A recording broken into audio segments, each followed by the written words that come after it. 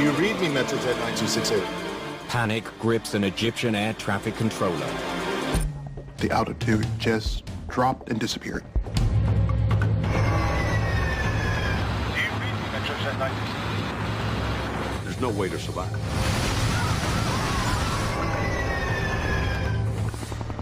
Charred wreckage in the Sinai Desert is all that's left of Metrojet Flight 9268. Investigators must contend with political tensions and wild rumors. There was good reason for people to speculate this could have been a surface-to-air missile. What's that sound?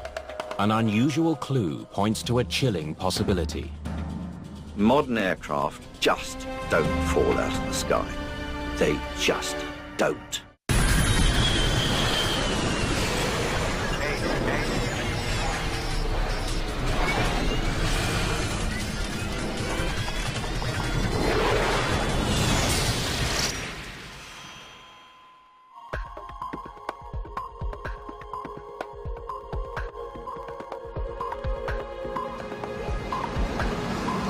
It's just before 6 a.m. at Sharm el-Sheikh Airport in Egypt. 217 passengers are headed to St. Petersburg, Russia, some 4 hours away. They're flying on Metrojet Flight 9268. The kinds of airlines that you have flying into Sharm el-Sheikh is budget airlines, low-cost carriers. Very competitively priced specifically for Russian, Ukrainian, other East European tourists, and also people from the UK. The lure for tourists is a budget beach holiday on the Red Sea, a small oasis at the edge of Egypt's Sinai Desert.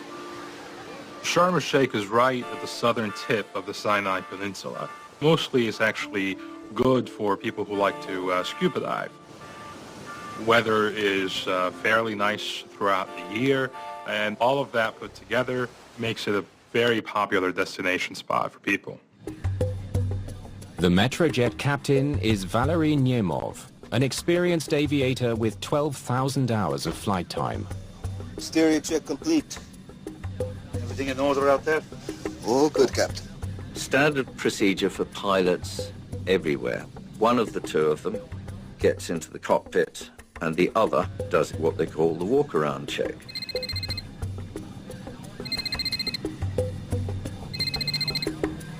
It's my daughter. I gotta take this. I'll make it fast. First Officer Sergei Trukhachov is a former military pilot. Hi, honey. Huh. Good question. The aircraft is an Airbus A321, a longer version of the Airbus A320. Down to your right. This morning's flight is almost full. Including the 7 crew members, there are 224 people on board. That'll never fit. Let me store it at the back.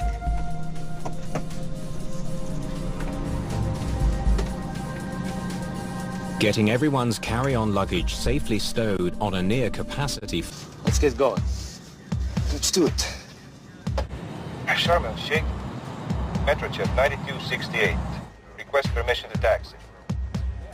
Metrojet 9268, runway 04 right. Metrojet began operations in 1993 under the name Kogalimavia. In 2011, one of its planes caught fire. 3 people died and 32 more were injured. Shortly after, the company changed its brand name. When Metrojet rebranded itself, Russia was emerging from the aviation doldrums that it hit with the demise of the Soviet Union. It's come back up again, and Metrojet has been reborn into the new, much safer era now. Sharm el-Sheikh, Metrojet 9268. Request takeoff clearance. Runway 04 right. Metrojet 9268, cleared for takeoff, runway 04 right.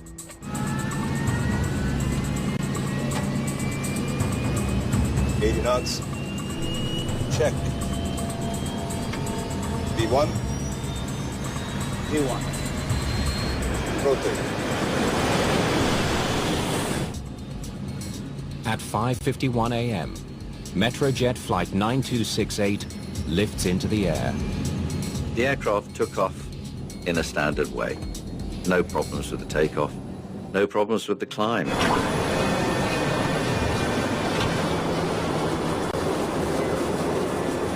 The flight path is northeast from Sharm el-Sheikh along the Gulf of Aqaba. It then heads due north over Cyprus, Turkey, Ukraine, and finally into Russian airspace, ending in St. Petersburg. Total flight time is expected to be 4 hours and 40 minutes. Metrojet 9268, prepare to contact Nicosia Control. Local frequency. Affirmative, Sharm el-Sheikh. We'll let you know when we've left Egypt airspace.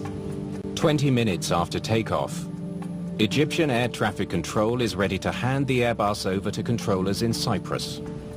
Round about that time, it was still climbing. Look over my schedule for the next few days. With the seatbelt sign off, passengers are free to move around the cabin.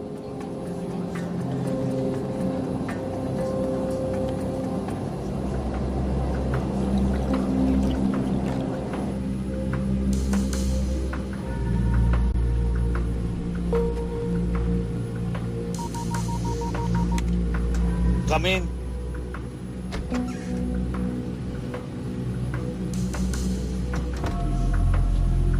Two cups of tea for two fine gentlemen. Thank you very much. You know the best. Since you say so, no charge for the tea. Flight 9268 reaches cruising altitude, 31,000 feet above the Sinai Peninsula. The Sinai Desert is about a third of Egypt's size, and Egypt's about 1 million square kilometers. So it's a huge, vast expanse of desert. All is going smoothly at air traffic control until at 6:13 a.m. when Flight 9268 does something unexpected.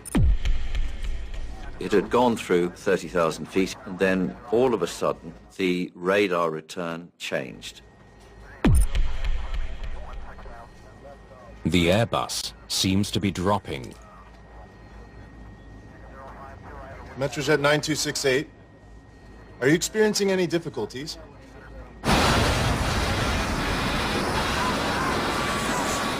The initial reaction of the controller is, am I seeing something? Am I seeing things? Is this me? Do you read me, Metrojet 9268? Then all of a sudden, everything just dropped off. At the altitude, just dropped and disappeared. That's when the adrenaline starts kicking in. Do you read me?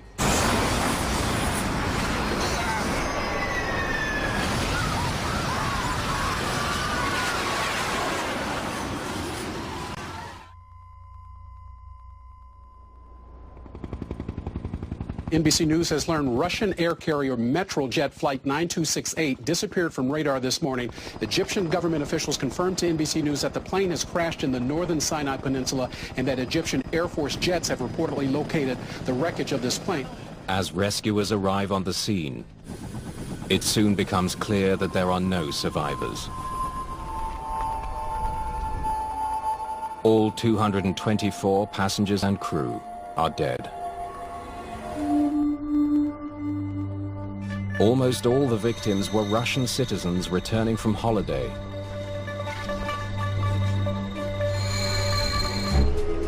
In St. Petersburg, news of the shocking disaster spreads quickly. Departure Kogalimavia Flight 9267 to Sharm el-Sheikh is delayed till 6 p.m. The Metrojet crash is the deadliest air accident in the history of Russian aviation. A nation is demanding answers. How could it have happened? Airbus aircraft just simply do not fall out of the sky. So that gets everyone's ears perked up on what happened here. I'm Wolf Blitzer. You're in the Situation Room. Thousands of foreign tourists, they're stranded right now in the Egyptian resort town of Sharm el-Sheikh. their flights grounded. Russian and Egyptian officials are warning against jumping to conclusions. In Egypt's Sinai Desert, an international team of investigators gathers near the crash zone of Metrojet Flight 9268. Egyptian investigators will work alongside their Russian counterparts to try to find out what went wrong. For both nations, the stakes are high. The Russians, they lost a lot of people on board that aircraft, and they don't want the safety of Russian aviation to be impugned. Egypt, it was in Egyptian airspace that this happened, and they do not wish their professionalism as an aviating nation to be impugned as well. Good to see you again. Yeah, you too. So what do we got? The team starts by mapping the wreckage. Something Stephen Moss has done many times as a senior member of Britain's Air Accidents Investigation Branch. A wreckage map or debris trail is part of the fundamental procedures of air crash investigation. This is what we're finding. Tail section is here. Wings and forward fuselage are here.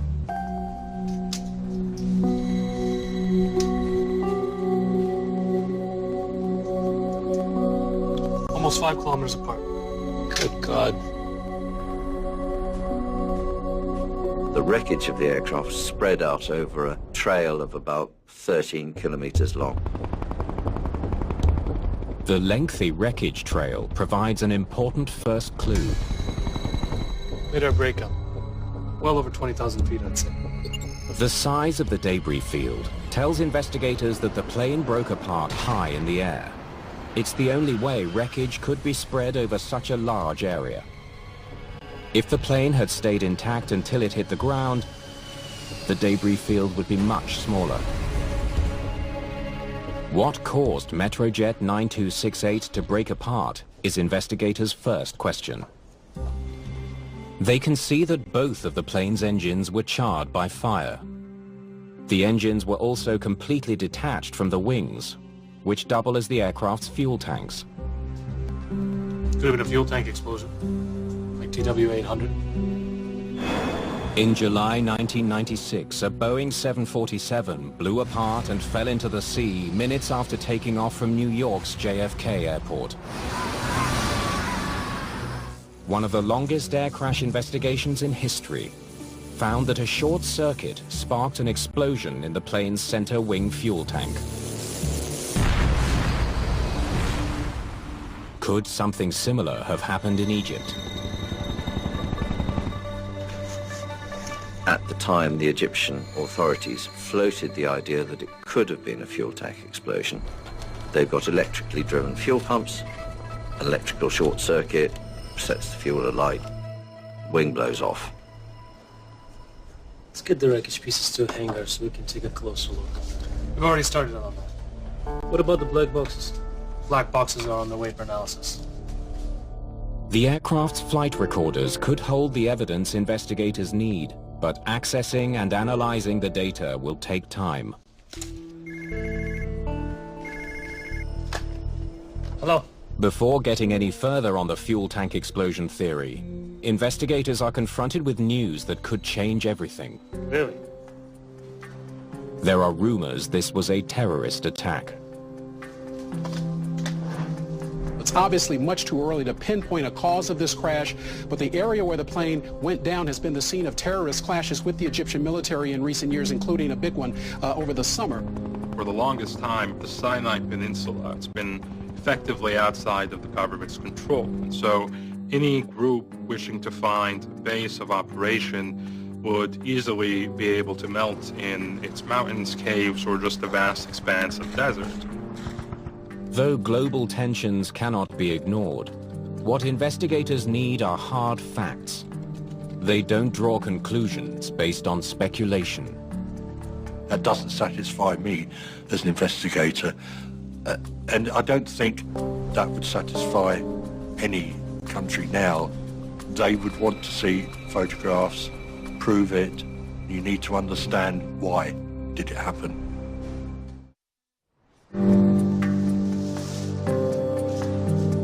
at this. What is it? This terrorist group is claiming responsibility for the attack. A terrorist group affiliated with Islamic State, fighting to seize territory across the Middle East, claims responsibility for bringing down Metrojet 9268. They say it was in retaliation for Russian military attacks in Syria.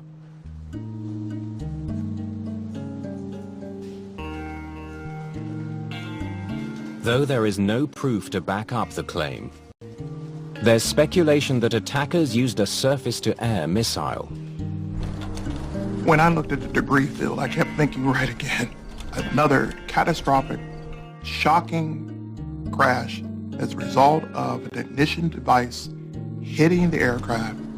There was good reason for people to speculate initially that this could have been a surface-to-air missile. That group has used a surface-to-air missile before, specifically in early 2014 to shoot down successfully an Egyptian helicopter. They've also posted photographs of different surface-to-air missiles that they have in their arsenal. After the fall of Libyan leader Muammar Gaddafi in 2011, militants raided his weapons depots, flooding the region with Russian-made shoulder-mounted missile launchers. Investigators need to know if those weapons are powerful enough to hit an airliner at cruising altitude. These are the missiles they're using. The plane was flying at 31,000 feet. What's the range on those missiles? I was just looking at the specs. Check it out. They study military documents and make some quick calculations. They soon have their answer. It's not possible. Not with the weapons they have. It was too high of an altitude to be a surface-to-air missile. And initial talk of the possibility of the Islamic State being behind it was dismissed.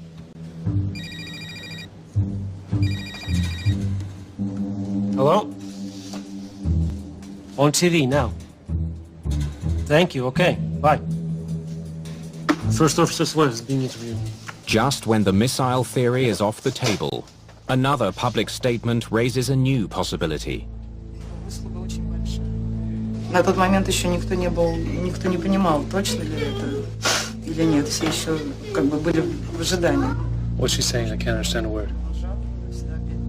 They spoke with the father just before he flew out of Sharm el-Sheikh. And what did he say? He said there were mechanical issues with the plane. It's my daughter. I gotta take this. I'll make it fast. Hi, honey. Good question. Let's just say, I've flown them better. I did see reports of family members quoting that safety was dubious on this aircraft. There's only one way to find out. The fact that the aircraft may have had a lot of problems, you'd have to firstly find out what those problems were, and secondly, are they relevant to what we know has happened?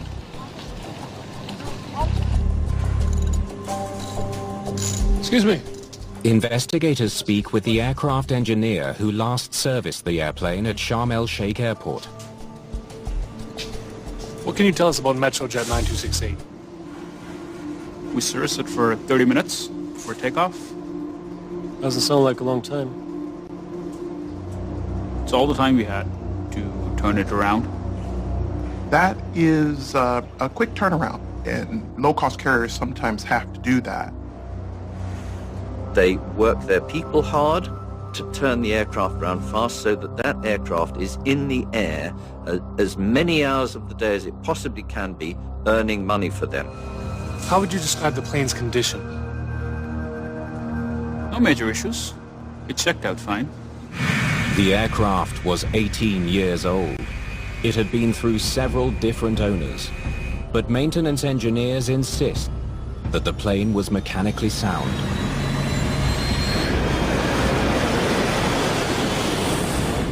Significant incidents maybe in the past, something like that.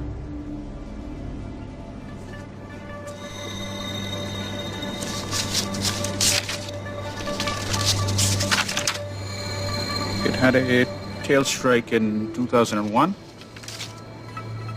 A tail strike is when the rear fuselage of a plane hits the runway during takeoff or landing.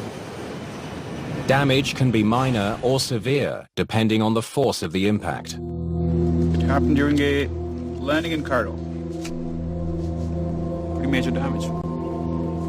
Now, this would need to be repaired, and it would need to be repaired very carefully. And, of course, that would be an area that the investigators would look at very closely.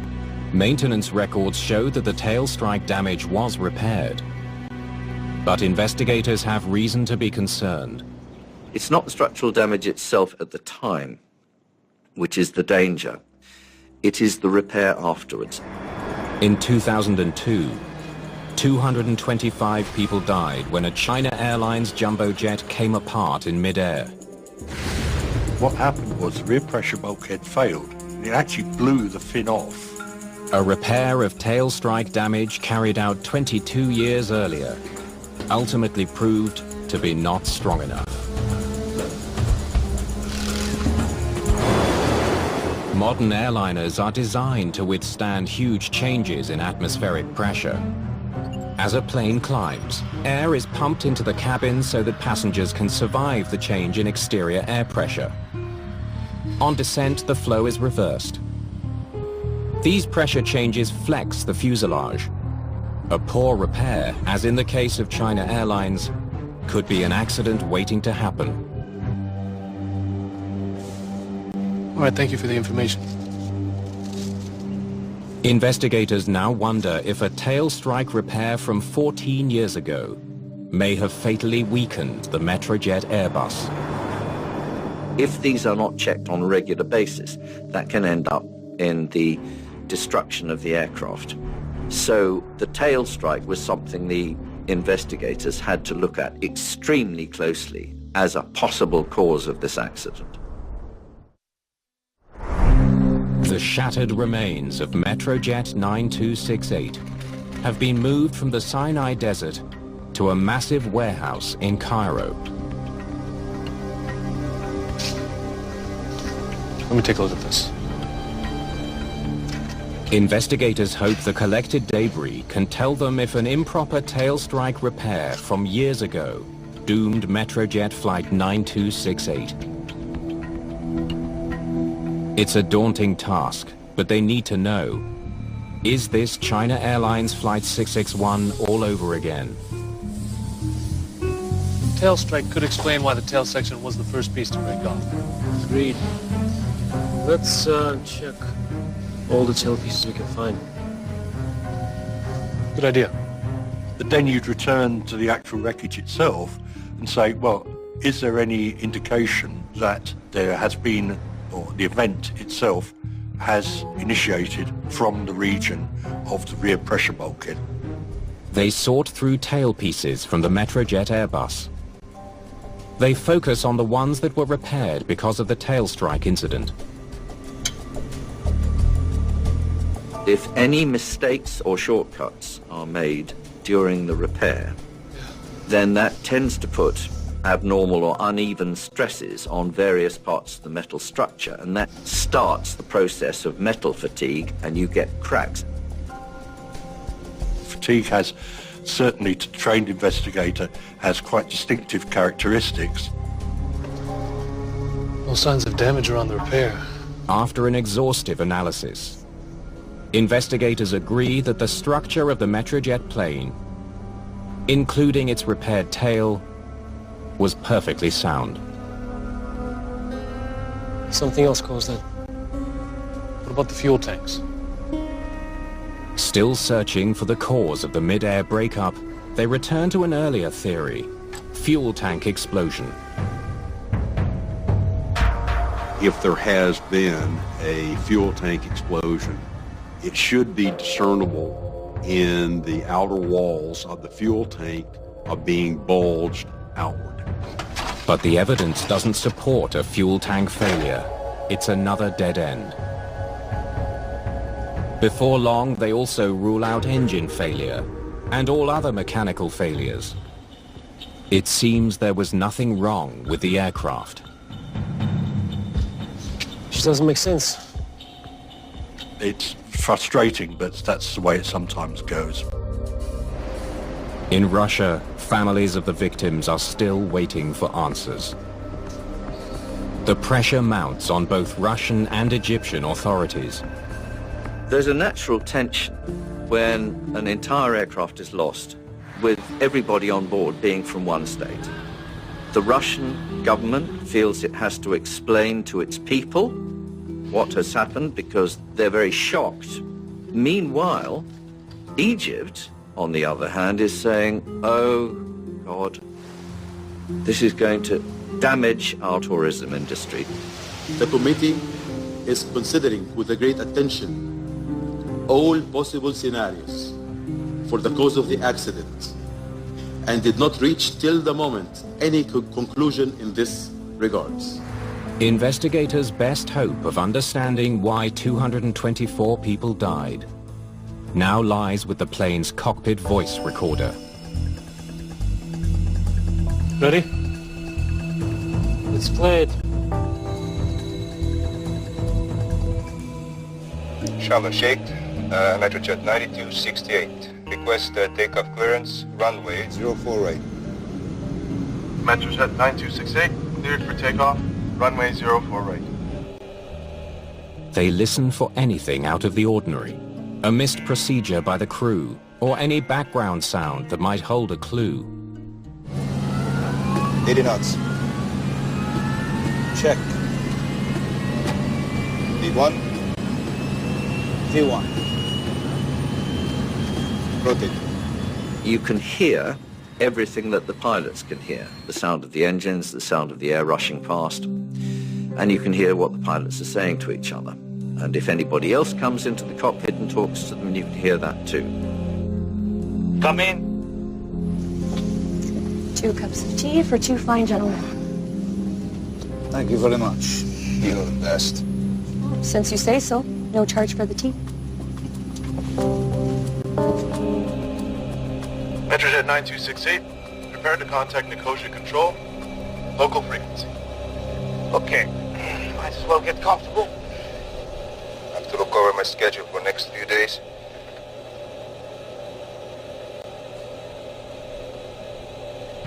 That's it? Everything going normally, the normal sounds in the cockpit, the normal conversation, and then suddenly it stops. Play the very end again, but this time can we try to take out some background noise? Might as well get comfortable. I have to look over my schedule for next few days.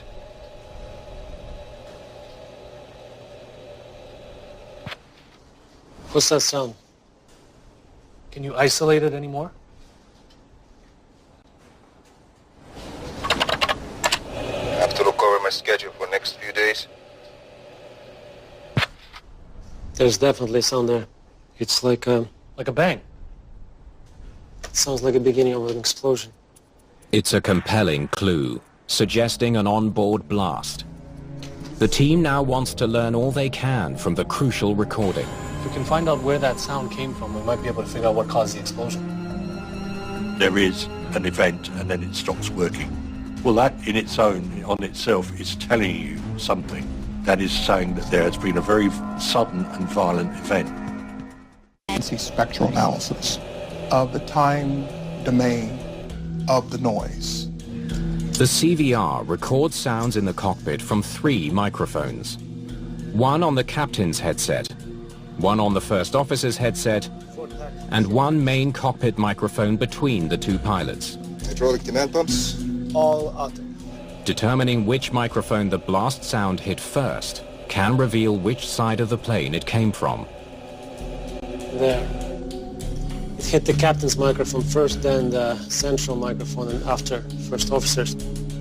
So that means it came from the left side of the plane. The question is where?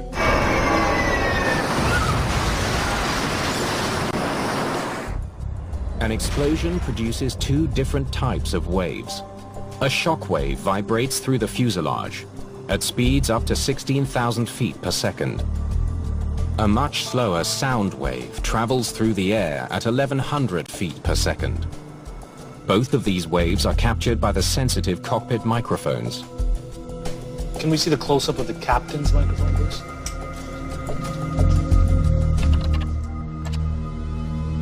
Comparing the timing of the two different waves could help investigators pinpoint the origin of the blast. That's the sound wave, and that's the shock wave. So the sound wave hit the microphone just over 1/100th of a second after the shock wave. Give me a second.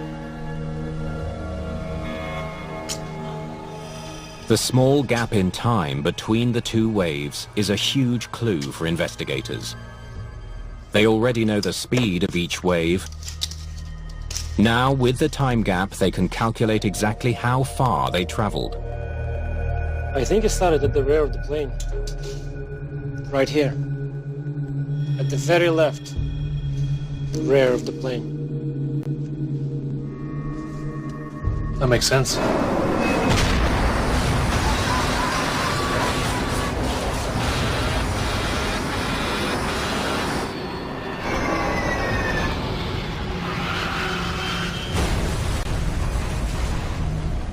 Clever detective work has revealed where the blast originated. Now they want to know what caused it. They hope wreckage from the rear of the plane can provide a clue. Look at this. As they re-examine the wreckage, they discover some telltale debris. What is it? Take a look. Several pieces of fuselage peppered with suspicious-looking holes. I think I saw another one just like that.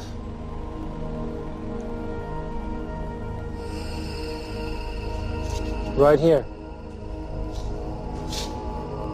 I see what you're thinking. Guys, clear space here. Give me a hand. Give me a hand with this.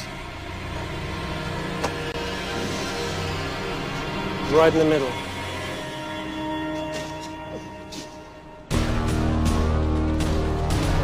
Bring that in a bit. The obvious analogy is with a jigsaw puzzle.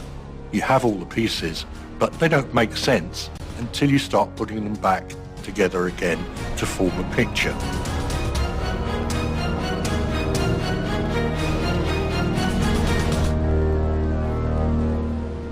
Looks like we found our explosion. When you put these pieces logically back together, then you can actually see the confines of the hole. The finding backs up the CVR analysis. They now have even more compelling evidence of an explosion in the left rear of the plane. Still searching for the cause of the explosion, they order a chemical analysis of debris from near the blast area. Airplane crash investigations is about looking deeply into the minutia, looking deeply into every single possible detail. What the laboratory forensic chemist would do is to extract that residue off of these components and run it through the instrumentation that would tell you whether you have presence of actual unbelievably small quantities of undetonated explosives. The lab tests are conclusive. There is bomb residue on the wreckage. Flight 9268 was blown out of the sky by an onboard explosive device.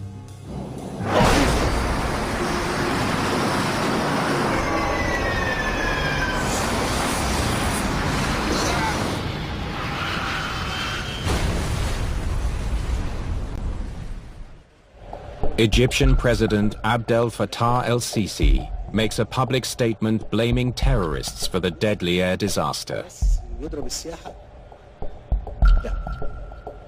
ويضرب العلاقات. يضرب العلاقات مع روسيا، يضرب العلاقات مع إيطاليا، لو قدر يضرب العلاقات مع الدنيا كلها يضربها. His statement echoes that of Russia's Federal Security Service. It was a terrorist bombing. A major piece of the puzzle is now solved, but important questions about the Metrojet bombing remain. We know this aircraft was brought down by an explosive. How did the explosive get on board, and in what form was it? Was there someone on board? I need a background check on every single one of these passengers, please. US and British intelligence agencies have revealed that they picked up chatter from English-speaking militant Islamists in the days leading up to the attack. It suggested something big was being planned for the Sinai. Take a look at this. That there was reportedly chatter in English indicated that ISIS Central's external operations units may have played a hand in this operation. Maybe this is ISIS.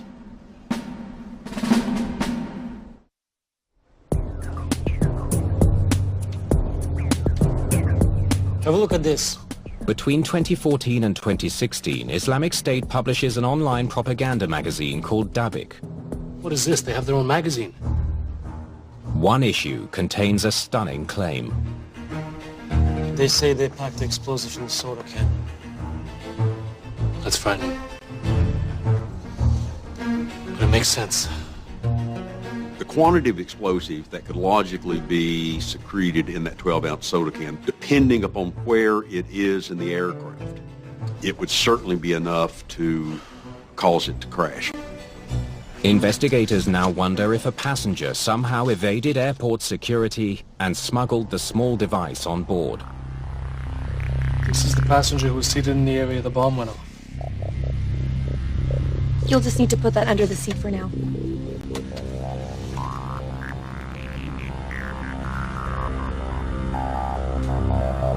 I've already looked into her. She's 15 years old, traveling with her mother. Absolutely no link to terrorism. Investigators need to narrow down the suspect list. They go through the entire passenger manifest, searching for anyone with any possible affiliation to ISIS or any other violent extremists. The search comes up empty. The investigative team returns to the wreckage, hoping to pinpoint the exact spot in the rear of the plane where the lethal device went off. Figuring out precisely where the bomb was placed could help unmask the person who placed it there.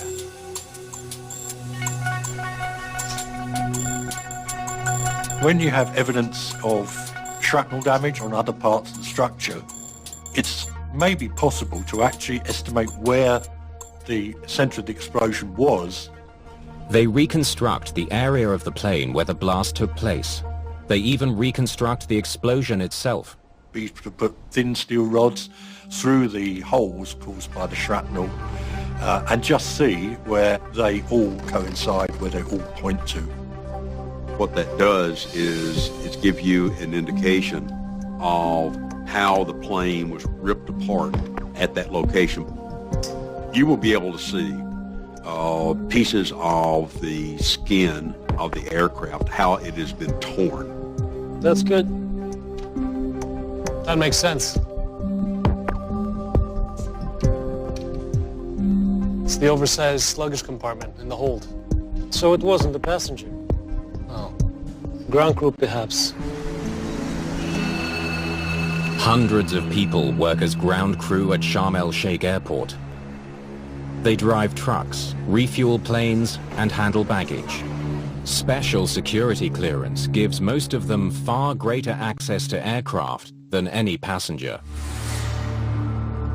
Investigators focus on the personnel who were working on the morning of the bombing. I think we may have found our man. According to an unconfirmed report, the Islamic State found that one of its members had a relative working in the Sharm el-Sheikh airport. This put in motion the possibility of executing an attack at the airport. There is now ample evidence to support a compelling theory about what happened to Metrojet Flight 9268. When the time was right, the Islamic State was able to leverage this relationship and compel this relative, who was a baggage handler, to put the bomb in the plane. They may have bribed police NCOs to look the other way. They've done this before in previous attacks and were actually successful in recruiting police officers who were able to feed them necessary information or look the other way.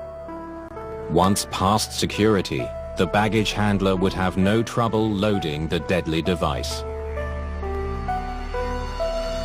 Sharm el-Sheikh, Metrojet 9268. Request takeoff clearance. Runway 048. Metrojet 9268, cleared for takeoff, runway 048. As the Russian crew is about to head for home, they have no way of knowing that below them in the cargo hold is a bomb set to go off at cruising altitude. P1, rotate.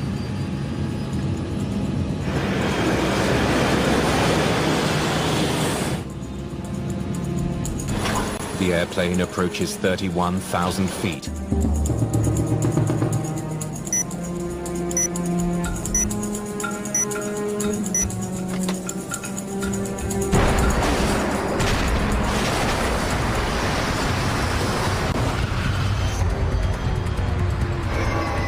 Immediately after the explosion, within a matter of a second or two, the rest of the structure should start to break up.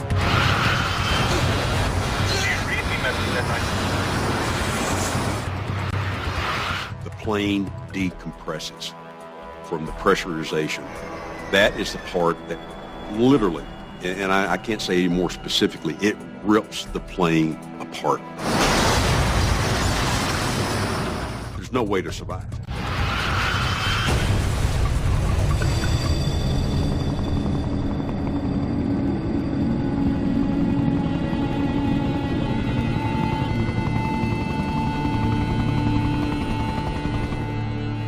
The Metrojet event was game-changing for how seriously we have to take security.